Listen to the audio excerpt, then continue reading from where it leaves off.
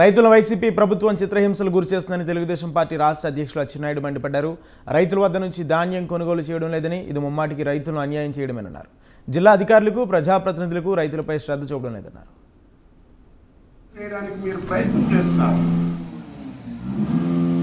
ఈ రోజు వస్తుంటే బాధ అనిపిస్తుంది. నేను 2-3 గ్రామాలు వెళ్ళాను తెల్లవారు నుంచి. ఎక్కడికి వెళ్ళినా రైతులు మా ధాన్యం ఉన్నాయి, ఎవడు కొండం లేదు. నేను ఒకటే అడుగుతున్నాను, శ్రీకాకుళం జిల్లా యంత్రాంగానికి,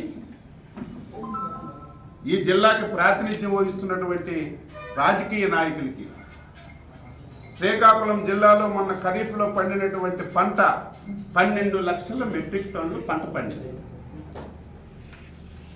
12 లక్షల మెట్రిక్ టన్నుల్లో విత్తనాల గురించో, తిండి గురించో, అవసరాల గురించో ధాన్యం ఉంచుకున్నవి 3 లక్షల మెట్రిక్ టన్నులు.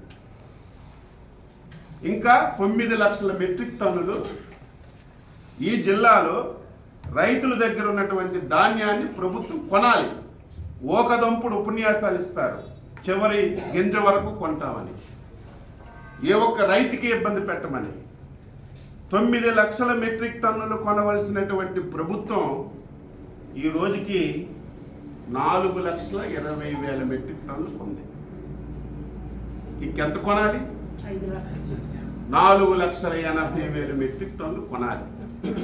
నేను ఇప్పుడే వస్తుంటే పొలాల్లో కుప్పలు పెట్టున్నాయి. ఇంకా పెసరు మినుములు తీస్తే అవన్నీ నూరుస్తారు. ఎక్కడ చూసినా ట్రాక్టర్లో ధాన్యం, రోడ్ల మీద కళ్ళాల్లో ధాన్యం.